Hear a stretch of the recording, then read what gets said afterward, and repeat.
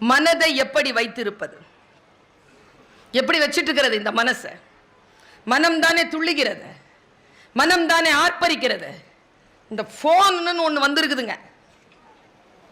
நான் செல்லமா அதை கொல்லிக்கட்டேன்னு கூப்பிடுவேன். நமக்கு நாமே வச்சுக்கிற தீ, மத்தம் வைக்கவே வேணாம். முதல்லலாம் ஃபோன் வந்தா எல்லாரும் கும்பலா வீட்டுக்குள்ள ஓடி போவோம், ஏன்னா லேண்ட்லைனு. இப்போ ஃபோன் வந்தா ஆமா தெரிச்சு வெளியில ஓடுறான். டவர் இல்லை, திருட்டுத்தனம் சார், வெளில ஓடுறான். நான் இதை பல நேரங்களில் சொல்லியிருக்கிறேன். இங்கே இளைஞர்கள் நிறைய பேர் வந்திருக்கிறீங்க. எப்பா நான் ஒன்று சொல்கிறேன், உங்கள் மேலே மட்டும் குற்றம் இல்லை. 10லேருந்து 20, 20லேருந்து 25 மட்டும் இப்படி இல்லை, 30 அப்படி தான் இருக்குது, 35 அப்படி தான் இருக்குது, 40 அப்படி தான் இருக்குது, 45 அப்படி தான் இருக்குது, 50 அப்படி தான் இருக்குது, 55 அப்படி தான் இருக்குது, 60 அப்படி தான் இருக்குது, 65 அப்படி தான் இருக்குது. ஒன்று கீழே விழுந்து கிடக்குது, ஆக்சிடென்ட். நான் நேராக போய் அந்த பிள்ளையை எடுத்து ULV மாதிரி கிடக்குது ரோட்ல. அதோடைய பேக் இருக்குது, காலேஜ் படிக்கிற பொண்ணு இப்படியே கிடக்குறா, மூச்சு வாங்குது. ஃபோனை கொடுன்னு, ஃபோன் கொடு ஹூங்குது. உனக்கு என்ன ஃபோன் கொடுத்தா என்ன? அவளை மீறி அந்த பேக்கை திறந்து ஃபோனை எடுத்தோம் பாருங்க, வலியை விட அதிர்ச்சிங்க கண்ணில். அப்பாவை கூப்பிடணும், அம்மாவை கூப்பிடணும், தர பாஸ்வேர்டு போட்டு வச்சிருக்கிறாங்களே. எப்பா இந்த சூனியக்காரங்க இந்த ஒரு சக்கரம் போட்டு வச்சிருப்பாங்க தெரியுமா கண்மணினா?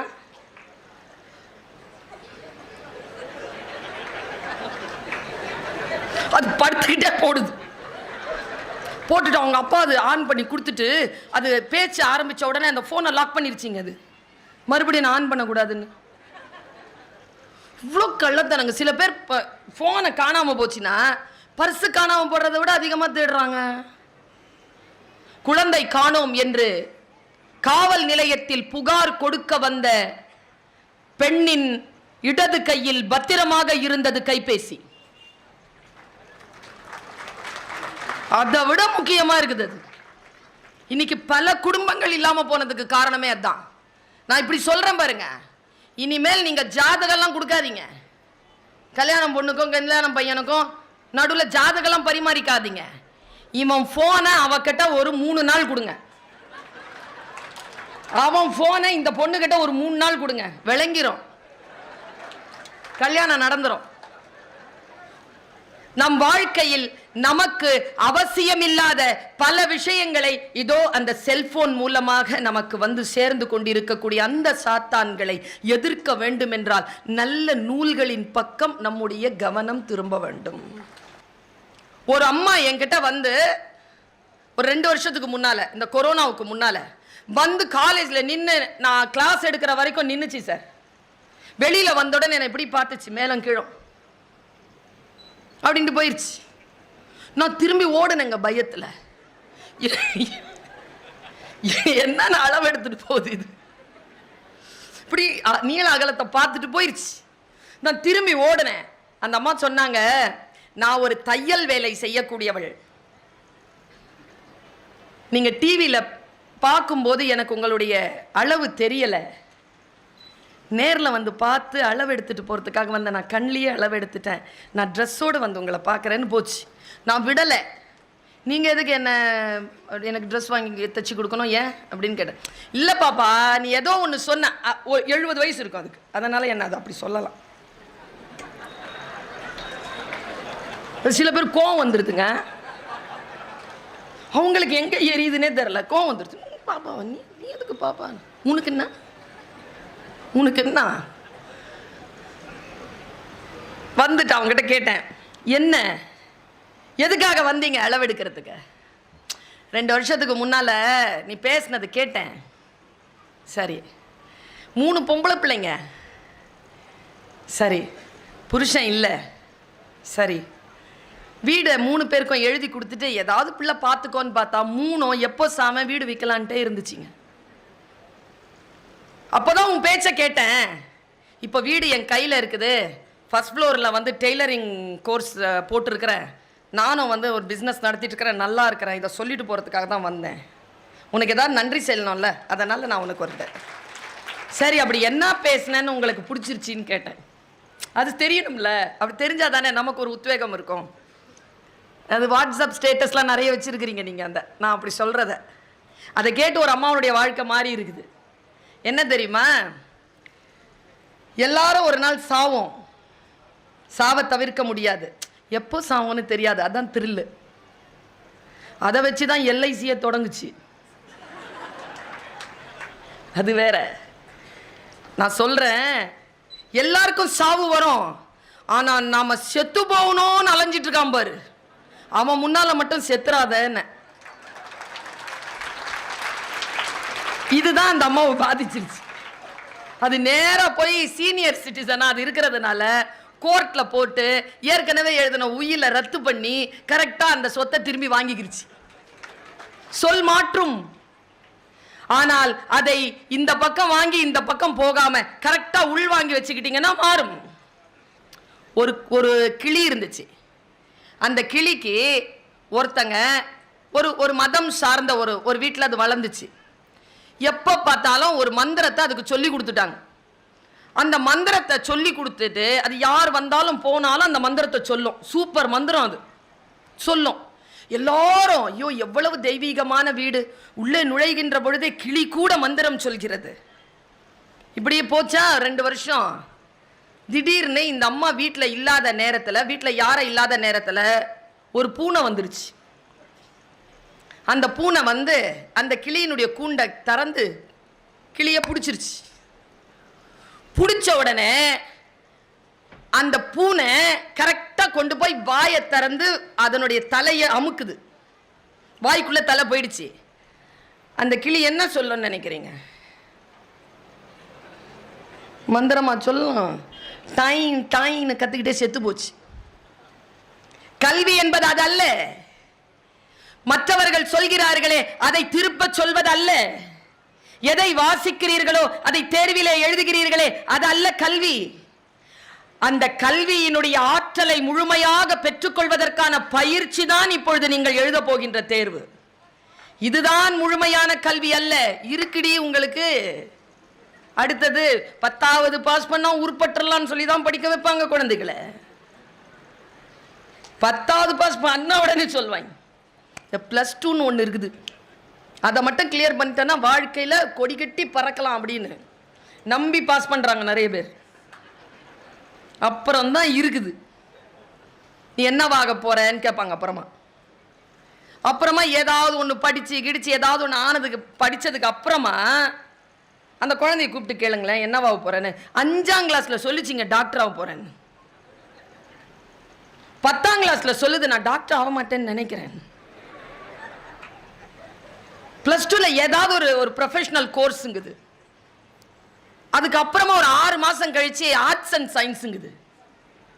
ஆர்ட்ஸ் அண்ட் சயின்ஸ்ல படிச்சு முடிச்சுட்டு commerce, political science, historical studies, botanical science, zoology, advance zoology, psychology, corporate economics எல்லாம் படிக்குதுங்க. படிச்சு கூப்பிட்டு என்னவாக போறேன்னா என்னவாக போறேன்னு தெரியலங்குது. இது டைன் தோத்தாதான்.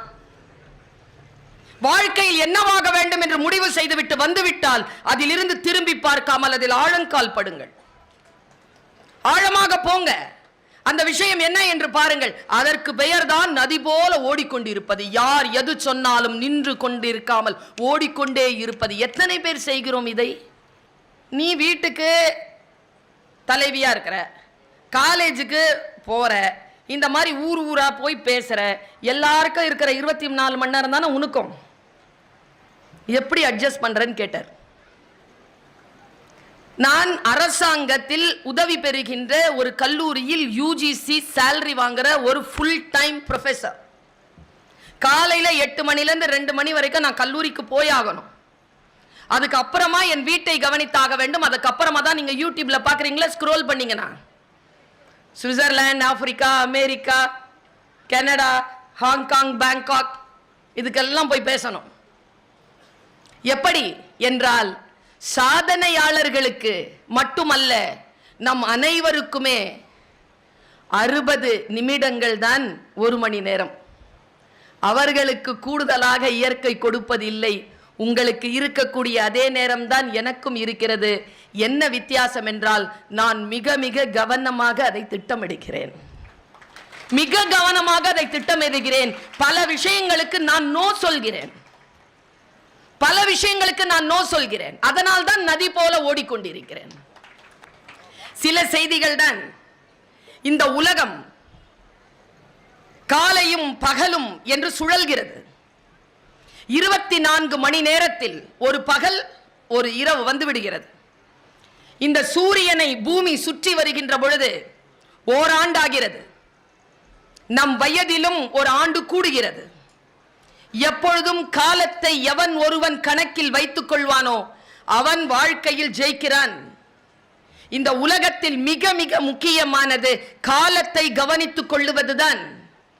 காலம் கடந்து போனால் மீண்டும் வராது என் தோழமைகளே. இதை மட்டும் உறுதியாக நினைத்துக் கொள்ளுங்கள். 7ஆம் நாள் ஏப்ரல் மாதம் 2022 இன்று 5 மணிக்கு வந்து உட்கார்ந்தீர்கள். இப்பொழுது மணி 8. மீண்டும் அதே நேரத்திற்கு 5 மணிக்கு வந்து விடுங்கள், பார்ப்போம். நம்மை கடந்து போய்விட்டது. நாம் மறுபடியும் அங்கே வந்து உட்கார்ந்து விட முடியாது. இதுதான் காலத்திற்கான அற்புதமான வெளிப்பாடு. இந்த இயற்கையிலேயே காலம் கடப்பது போன்ற ஒரு நிகழ்வு இயற்கையில் வேறு எந்த விஷயத்திற்கும் நிகழ்வதில்லை என்பதனை மட்டும் நீங்கள் புரிந்து கொள்ளுங்கள். இதை யார் ஒருவர் கணக்கில் எடுத்துக் கொள்கிறார்களோ அவர்கள் வாழ்க்கையில் வெற்றி பெறுகிறார்கள். எப்படி இந்த உலகத்தை நாம் பார்ப்பது, எப்படி நம் வாழ்க்கையை புரிந்து கொள்வது? நான் எப்பொழுதும் சொல்வது உண்டு, நிறைய பேருக்கு வாழ்க்கைனா என்னன்னு தெரியாது தம்பி. பெரியவங்களுக்கெல்லாம் தெரியுதுன்னு நினைக்கிறீங்களா? வயசாயிடுச்சு நான் தெரிஞ்சிருதுன்னு நினைக்கிறீங்களா? 60 வயசுல இந்த ஒரு ஆள் ஏதோ ஒன்று செஞ்சார். நான் கேட்டேன், ஏன்பா 60 வயசு ஆயிடுச்சு இப்படி நடந்துக்கிறேன்? அந்த ஆளை அடிச்சாம் பாருங்க ஒரு பதில். இந்த வயதில் எப்படி நடந்து கொள்வது என்று எனக்கு தெரியவில்லை. ஏனென்றால் இந்த வயதில் இதற்கு முன் நான் இருந்ததில்லை.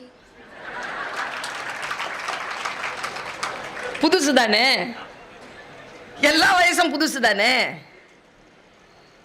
இந்த புரிதல் வந்தால் போதுமானது. வாழ்க்கை முழுக்க வாசிக்கிறோம் தோழமைகளை, வாழ்க்கை முழுக்க நமக்கு கற்றுக் கொடுத்து கொண்டே இருக்கிறார்கள். ஏதோ ஒன்றை பயிற்சி செய்து கொண்டே நாம் இருக்கிறோம். ஆனால் அந்த பயிற்சியினால் நமக்கு நம் வாழ்வின் எல்லை வரைக்குமான ஒரு கற்றல் நிகழ்கிறதா என்றால் நீங்கள் அதை பயிற்றுக் கொள்வதில், நீங்கள் அந்த பயிற்சி பெறுவதில் வெற்றி பெறுகிறீர்கள். பூபாலன் சார் சொன்னார்,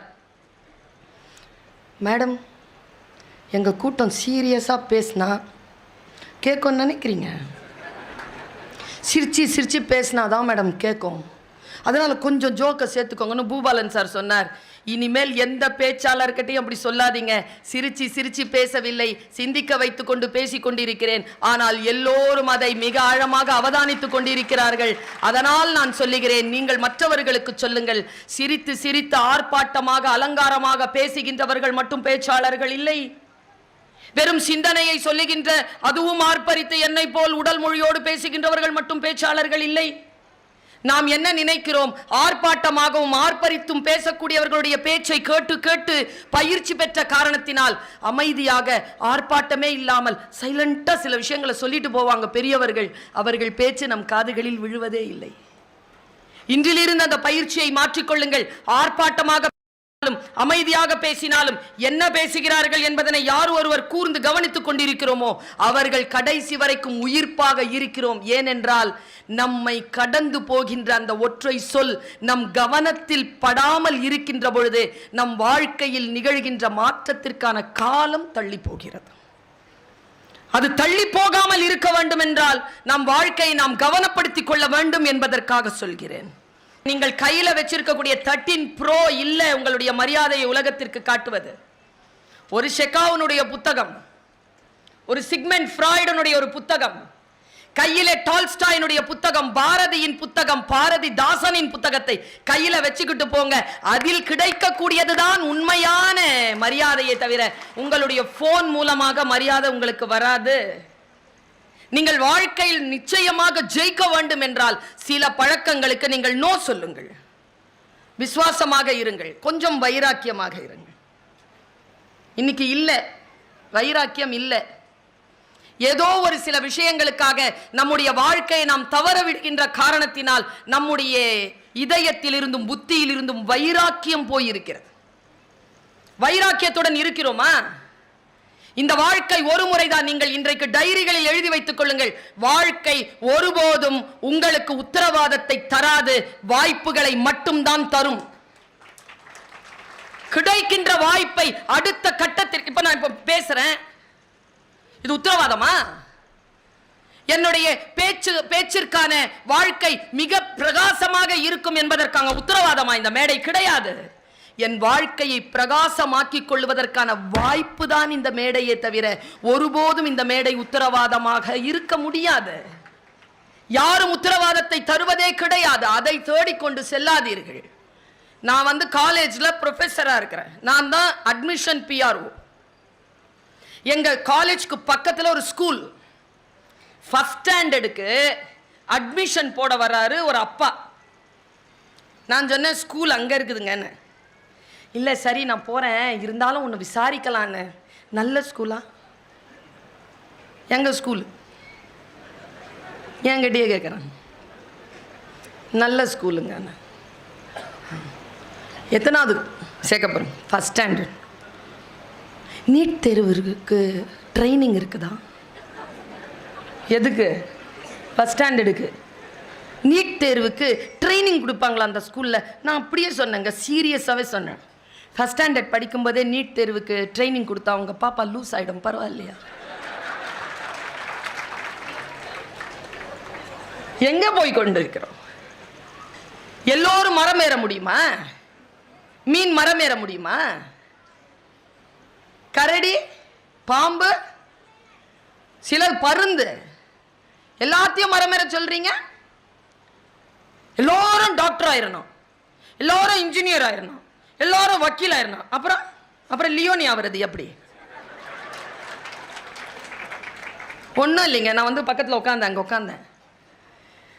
இப்போவும் அதே காலேஜில் வேலை செஞ்சுட்டு இருக்கிறீங்கன்னா அண்ணன் வந்துச்சு கோவம். நான் ஒவ்வொரு மாதத்துக்கும் காலேஜை மாற்றிட்டு இருப்பாங்க. நான் கேட்டேன், ஏன் நான் கிண்டல் பண்ணுறேன்னு. எப்பா நான் 10வது படித்தவன் சாமி, நான் இப்படி தான் சாமி கேட்பேன்னா. எப்பா 10வது படித்தவரா இப்படி எழுதுற? ஏன் தெரியுமா? படித்ததை ஒழுங்காக படித்தா என்ன வேணாலும் ஆகலாம், எப்படி வேணாலும் ஆகலாம்.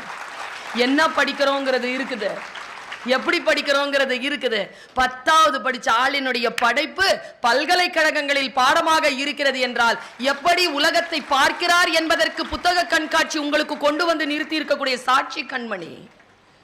அவர் பேசுறது கேட்கறதுக்கெல்லாம் வரலிங்க. அவர் பேசுறதை விட ரொம்ப அழகா எழுதுவர். அவர் தன்னுடைய வாழ்க்கையில் பல சாதனைகளை செய்து கொண்டிருக்கிறார். அவர் இங்க நின்னதே எனர்ஜி தான்.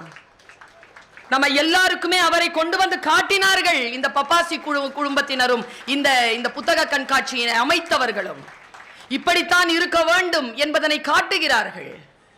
சாதாரணமான ஒரு ஜியோகிராபி டீச்சர், பட்டிமண்டபங்களில் பேசிக் கொண்டிருந்தவர் இன்றைக்கு தமிழ்நாடு அரசு தமிழ்நாட்டின் பாட நூல் பிரிவிற்கு தலைவராக போட்டு பல்வேறு விதமான எழுச்சிகளையும் ஏற்றங்களையும் அவரிடத்தில் கனவாக வைத்திருக்கிறோமே. அப்படி வாங்க விஷயங்களை. நான் தமிழ் படிச்சேங்க, தமிழ் தான், தமிழ் லிட்ரேச்சர் தான். தமிழில் படிப்பது வேறு, தமிழ் படிப்பது வேறு, சரியா? ஆனா நான் தமிழிலும் படித்தேன், தமிழும் படித்தேன். ஆங்கிலம் சரளமாக பேசுவேன், நான் ஹிந்தி சரளமா பேசுவேன், எழுதுவேன், வாசிப்பேன். உருது சரளமா பேசுவேன், எழுதுவேன், வாசிப்பேன். அரபி சரளமாக எழுதுவேன், வாசிப்பேன். இவ்வளவு மொழிகளையும் நான் சயின்ஸ் ஸ்டூடெண்ட், தேர்ந்தெடுத்து போய் தமிழ் படித்தேன். படிக்கின்ற படிப்பு அல்ல. என் காலேஜில் எம்காம் படிச்சு பிஹெச்டி படிச்சுட்டு எம்எஸ்சி மேத்தமெட்டிக்ஸ் படிச்சு மேத்தமெட்டிக்ஸ்ல பிஹெச்டி படிச்சவங்களுக்கும் அதே சம்பளம் தான். தமிழ் படிச்சு பிஹெச்டி பண்ணிட்டு வந்துட்டு இருக்கக்கூடிய எனக்கும் அதே சம்பளம் தான். என்ன படிக்கிறோங்கிறது இல்லை, அதை எப்படி படிக்கிறோம்.